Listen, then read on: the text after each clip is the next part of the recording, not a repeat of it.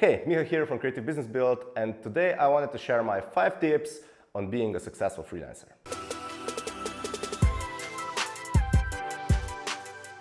Tip number 1.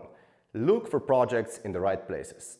It depends whether you're a graphic designer, animator, illustrator, a web designer, or even a programmer.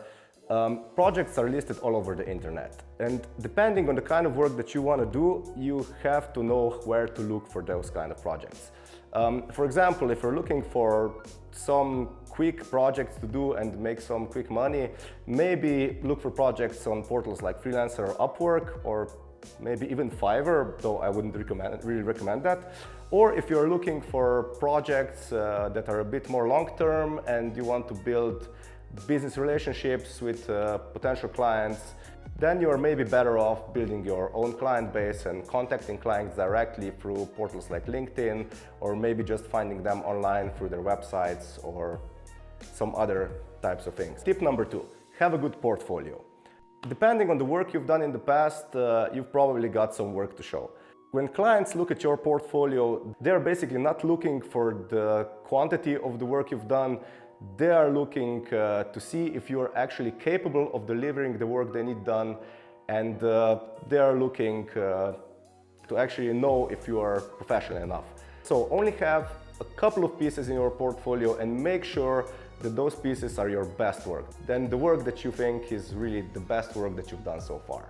And again, it doesn't matter. If you're a graphic designer, have a graphic design portfolio. If you're an illustrator, have some illustrations in there. Or if you're a web designer, just put in links of a couple of your websites. And if you're a programmer, just show them a couple of plugins you've done, or some code that you've written or something like that.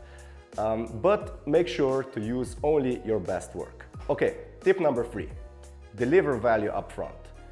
This one is really important, and it can really increase your chances of landing a freelance project. Because when clients list their projects or when they're looking for potential freelancers that can do work for them, freelancers usually get in touch in a way that just talks about them all the time and doesn't actually deliver any value to the client.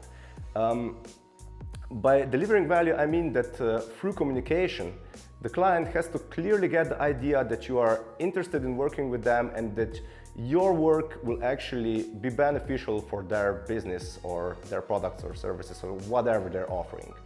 And you can do that by really reading the project briefing in detail and then sharing your ideas about the project, or maybe some know-how about how you think you could actually deliver the project in the best way.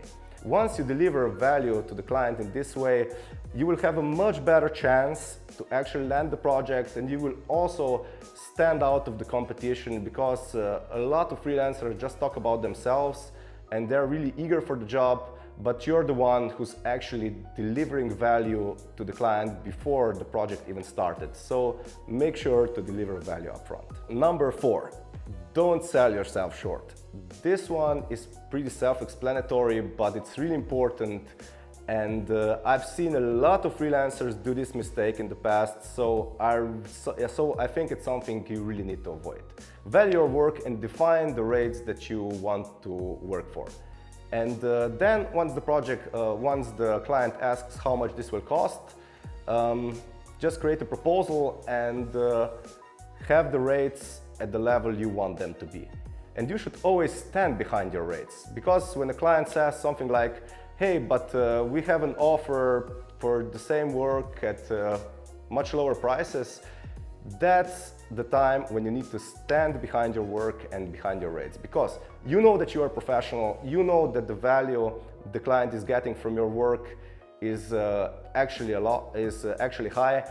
If they can, and really don't lower your prices if the client says that they can get the same work done cheaper somewhere.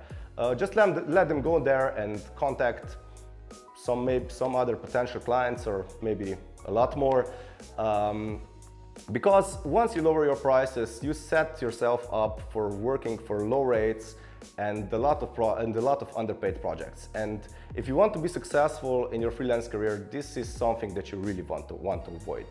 And believe me, there are a lot of clients out there who are more than willing to pay your rates and value your work. So make sure to contact the right ones. Okay, so tip number 5, prepare great proposals. If you don't know how to design your own proposal template, you can go to websites like graphicriver.net or something like that and find a really nicely designed proposal template there for maybe 10 or 20 bucks. It's really cheap. And then just prepare good proposals, because you will be able to use this template for all the projects to come. In the project proposal, it's very important to first introduce yourself, maybe write something really little bit about yourself, some information. Then it's important to define the project goals. So basically what the project goal is and what needs to be achieved throughout this project. Then define the project components and costs. Define the work you will do and define how much it will cost. This has to be really early on in the proposal, and it's very important to do it in the right way. So really make sure to use all the components and really write in detail what will be the work scope and what the complete price of the project will be. Then include the project timeline. It's very important to have a timeline so that the client knows when to expect your work, and also make sure that in the timeline you include the time that will be needed from the client.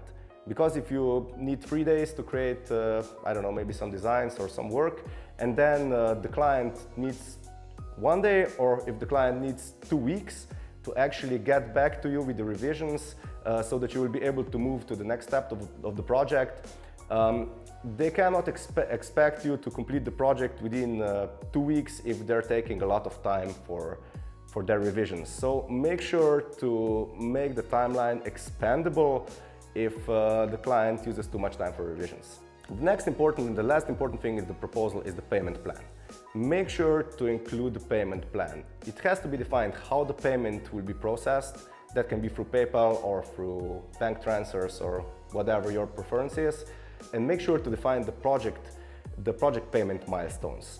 So for example, you can get some percentage of the project upfront and then define the milestones. And it all depends on different projects, but what's really important is to have the payment plan defined in the proposal and also define the costs that you cannot assess at this time.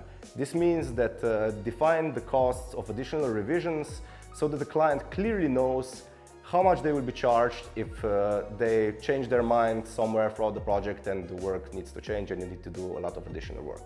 A good proposal is very important, and it also communicates to the client that you are actually professional, that you've done a lot of work in the past, and that you basically are a successful freelancer and know what you're doing. So make sure to have a good proposal. Okay, so that's it. These were my 5 tips for being a successful freelancer. If you have any questions, feel free to leave them in the comments below and I will do my best to answer them.